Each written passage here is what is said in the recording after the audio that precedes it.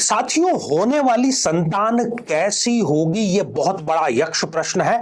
मेष लग्न की इस जन्म पत्रिका में यदि जातक के पंचमेश अर्थात सूर्य लग्न में या स्वग्रही या फिर नवम भाव में यदि इन तीनों भावों में विराजमान हो तो होने वाली संतान भाग्योदय कारक होती है, स्वस्थ होती है, साहसी होती है, माता पिता का नाम रोशन करने वाली होती है। परंतु इसके ठीक विपरीत यदि त्रिक भावों में सूर्यदेव इस जन्म पत्रिका में विराजमान हो जाएं तो ऐसी संतान अपने माता पिता को यह कहने वाली कि आखिर आपने हमारे लिए किया ही क्या है। माता पिता की संपत्ति को बर्बाद करने वाली, नशे का सेवन करने वाली और परिवार को नष्ट करने वाली साबित होती है।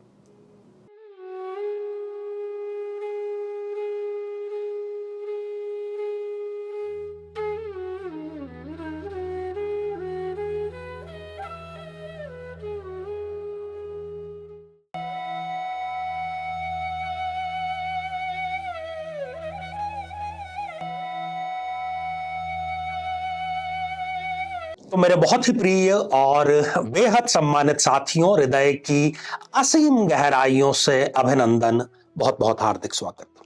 साथियों, विवाह का एक निश्चित समय बीत जाने के बाद में एक स्वाभाविक सा प्रश्न स्वयं उस दंपत्ति के, उसके परिवार के, उसकी मित्र मंडली, उनके आसपास लोगों के मन में घुमड़ता ही है, और वो है कि संतान कब होगी।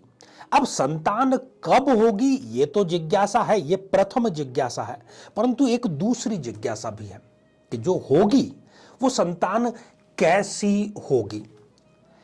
तो इन दोनों ही यक्ष प्रश्नों और चिर परिचित प्रश्नों, जो कि हर एक दंपत्ति के जीवन में आता ही आता है, बहुत ही साधारण, बहुत सरल तरीके से, बहुत ज्योतिषीय और वैज्ञानिक तरीके से आज इस श्रृंखला का हम शुभ आरंभ कर रहे हैं। और आप घर बैठे स्वयं जान सकते हैं बिना किसी विद्वान की सहायता के।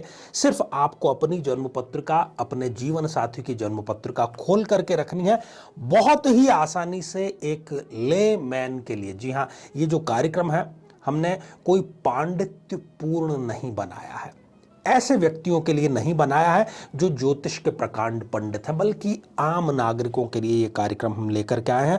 तो शुरुआत आज हम मेष लग्न से करेंगे। यदि आपकी मेष लग्न की जन्म पत्रिका है, आप यहां पर देख पा रहे हैं कि ये जो जन्म पत्रिका है ये मेष लग्न की जन्म पत्रिका है।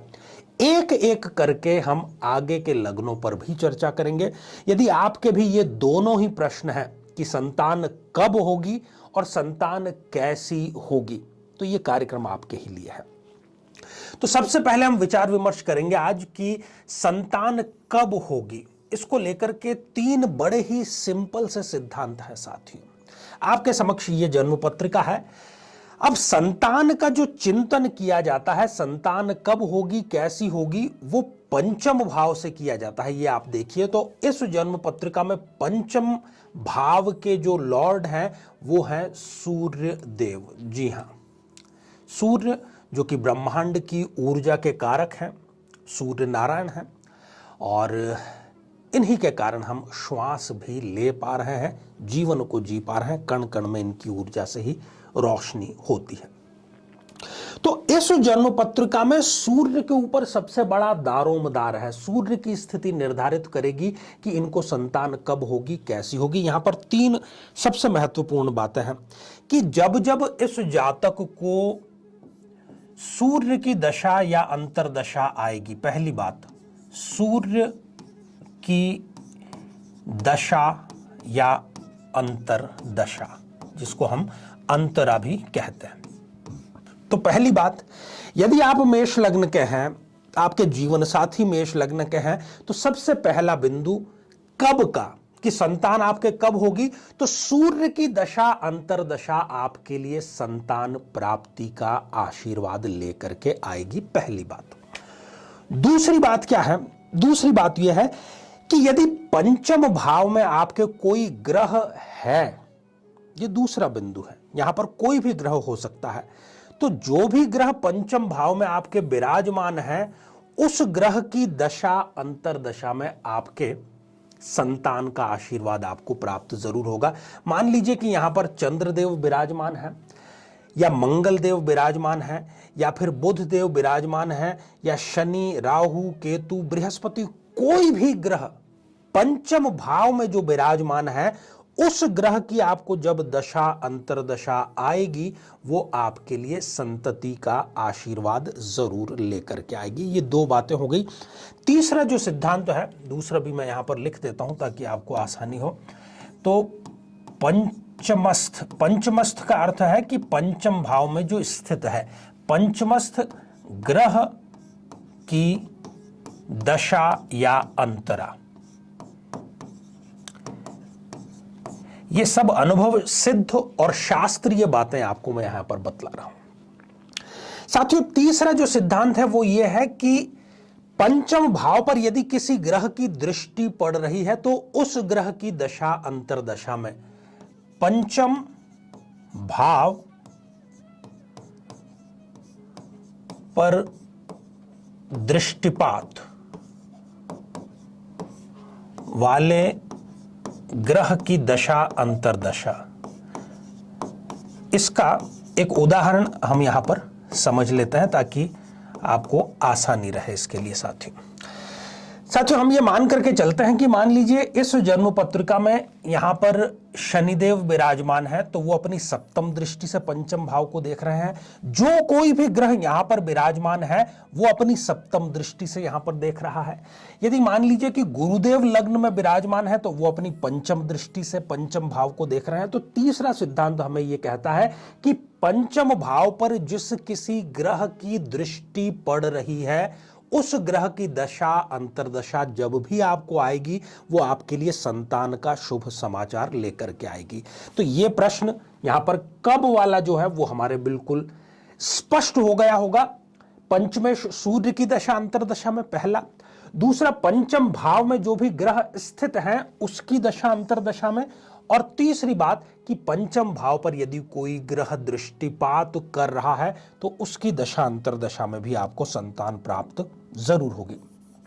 हालांकि साथियों इसके साथ में एक बात और भी आपको अपने दिल और दिमाग में बैठा लेनी चाहिए, और वो ये बात है कि यहां पर प्रश्न हम संतति के बारे में चर्चा कर रहे हैं, और संतति का जहां तक प्रश्न है तो वो संतति पुरुष और स्त्री दोनों से मिल करके बनती है।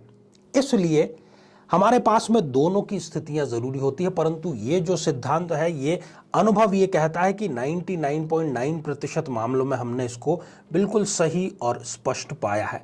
साथियों दूसरा जो यक्ष प्रश्न है वो ये है कि संतान कैसी होगी।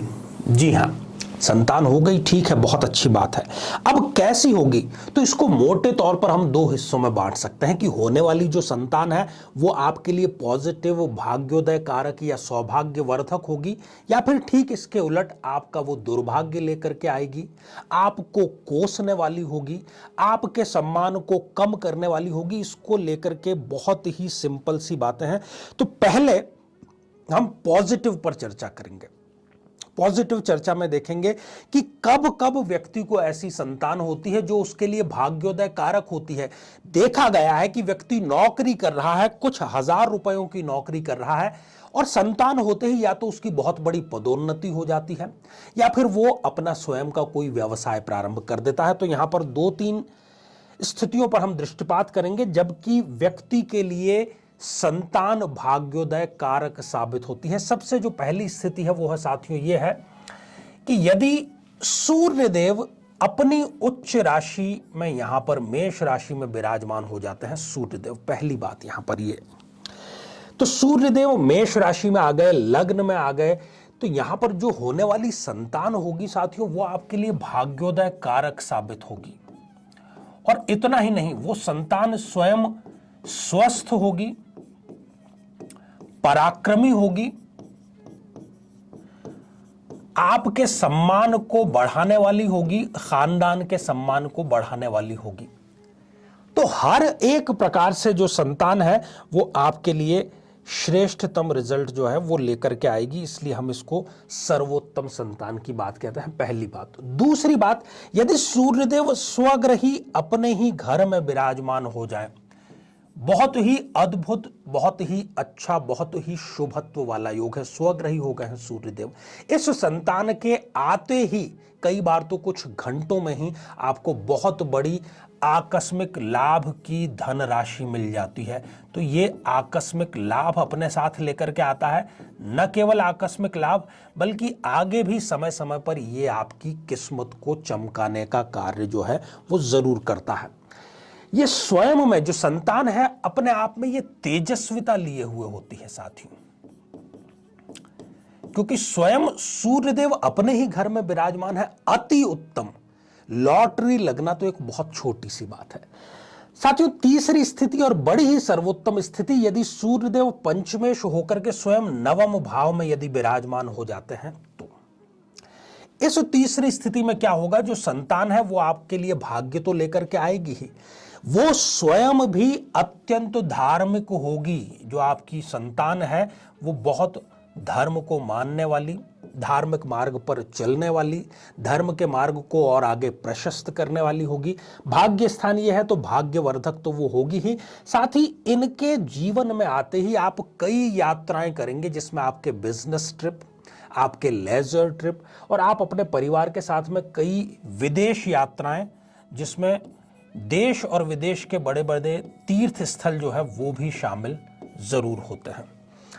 ये तीन तो हो गए पंचमेश की स्थिति से लेकर के। अब यहां पर एक दो चीजें और समझने वाली है, उस पर भी हम दृष्टिपात कर लेते हैं। अभी हम पॉजिटिव पॉइंट्स पर साथियों चर्चा कर रहे हैं। यदि इस जन्म पत्रिका में लग्नेश मंगल पंचम भाव में यदि विराजमान हो जाते हैं, अति उत्तम योग ये निर्मित कर रहे हैं।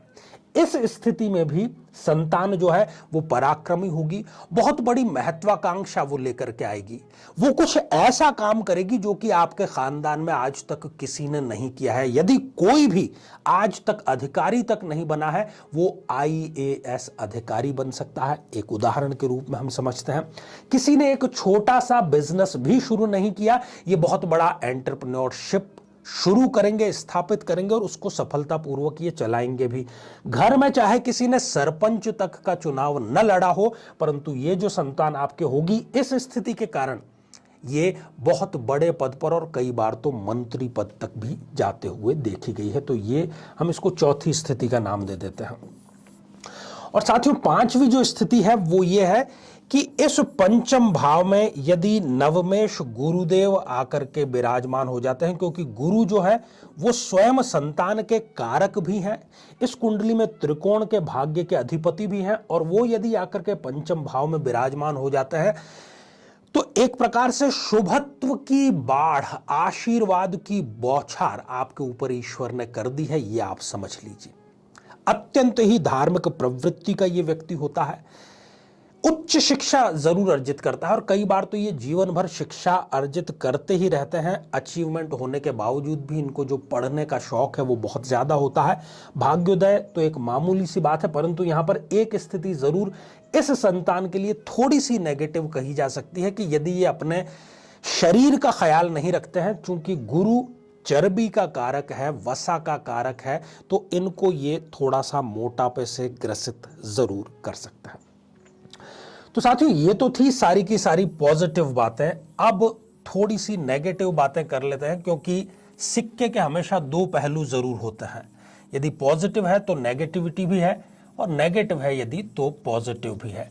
तो कौन कौन सी ऐसी स्थितियां हैं साथियों? सबसे जो पहली स्थिति है वो ये है कि यदि इस जन्म पत्रिका में सूर्यदेव जो कि स्वयं पंचमेश हैं, संतान के कारक हैं, यदि त्रिक भावों में स्वयं जाकर के बैठ जाते हैं, सूर्य यहां बैठ जाए या फिर यहां बैठ जाए या फिर व्यय भाव में बैठ जाए, कुछ यहां पर मैं आपको कॉमन बातें जो कि तीनों ही स्थितियों में लागू होती है। ये जो संतान है ये युवा होते ही अपने माता पिता से एक बात जरूर कहता है कि आपने हमारे लिए किया ही क्या है। हर एक बात में वो उदाहरण देगा कि देखिए फला फला के माता पिता ने ये किया, उसको विदेश पढ़ने के लिए भेजा, उसके लिए कहीं पर रिश्वत दे करके उसका एडमिशन कराया, उसको ये खरीद कर दिया, वो खरीद कर दिया, और एक आप है, आपने हमारे लिए कुछ भी नहीं किया, सिर्फ पैदा कर दिया और हमें इस दुनिया में छोड़ दिया। इस प्रकार की ये नालायक संतान इस स्थिति में मेष लग्न के जातक या जातिका को ये जरूर देती है। दूसरी बात, ये स्वयं भी किसी न किसी व्याधि का शिकार होता है, और यदि देखिए संतान बीमार है, रोगी है, पीड़ित है, तो माता पिता निश्चित तौर पर सदैव पीड़ित रहेंगे ही रहेंगे। स्वयं संतान पीड़ित होती है और इस संतान के आते ही माता या पिता को भी किसी न किसी प्रकार का लाइलाज रोग जरूर हो जाता है। तो यहां पर ये रोग वाली बात आ गई। तीसरी स्थिति साथियों यहां पर ऋण की भी है। कुछ ऐसा दुष्चक्र चल पड़ता है कि व्यक्ति इस संतान के जन्म लेने के पश्चात किसी न किसी प्रकार का ऋण लेता है, चाहे वो गाड़ी का हो, फैक्ट्री के लिए हो, मकान के लिए हो, और फिर उस ऋण चक्र में वो फंसता चला जाता है। इस संतान के आने के बाद ही सब रिश्तेदारों से उसके जो संबंध हैं वो खराब हो जाते हैं। इतना ही नहीं, जगह जगह पर ऐसे व्यक्ति को अपमान का सामना करना पड़ता है और विवाद उसके बहुत छोटी छोटी बातों पर होते हुए देखे गए हैं। जिसको विवाद, और ये सारा का सारा ये संतान के उपलक्ष्य में हम देख रहे हैं कि ये सारी चीजें हो रही है। किसी न किसी प्रकार के कानूनी प्रपंच में भी ये पढ़ते हुए देखे गए हैं। और ये संतान जब बड़ी हो जाती है तो स्वयं भी ये किसी न किसी प्रकार के नशे या व्यसन का शिकार हो जाती है। कई बार ये घर की ही वस्तुओं की चोरी करना प्रारंभ कर देते हैं और कुल मिलाकर के आपको सिवाय टेंशन, सिवाय तनाव के और कुछ देने का ये कार्य नहीं करते। ये तो हो गई पहली स्थिति। साथियों, दूसरी स्थिति है कि यदि इस जन्म पत्रिका में शुक्र, जो कि एक मारक ग्रह है, यहां पर दो बड़े मारक ग्रह हैं, शुक्र और बुध। अब ये शुक्र और बुध, इन दोनों में से कोई भी या एक ही पंचम भाव में विराजमान यदि हो जाते हैं तो फिर कहना ही क्या साथियों, नेगेटिविटी की एक प्रकार से ये बाढ़ उत्पन्न कर देते हैं। इसके उत्पन्न होते ही पति पत्नी में जो क्लेश है वो शुरू हो जाता है। शुक्र चूंकि यहां पर पैतृक घर का भी लॉर्ड है, तो ऐसा जो व्यक्ति है, मैं संतान की बात कर रहा हूं, उसको पैतृक संपत्ति मिलती है और वो उस पैतृक संपत्ति में तीली लगाने का, अर्थात आग जलाने का कार्य करता है। उसको किसी न किसी प्रकार के सट्टे, लॉटरी या शेयर बाजार में वो बर्बाद करने का कार्य करेगा। उसके मुंह से कोई भी वाक्य निकलने से पहले गाली निकलेगी और बनता काम बिगाड़ने वाला ऐसा संतान आपको ये स्थिति में, सूर्यदेव जो है, ये शुक्र और बुध यदि यहां पर मारक भाव में है तो वो आपको प्रदान जरूर करते हैं।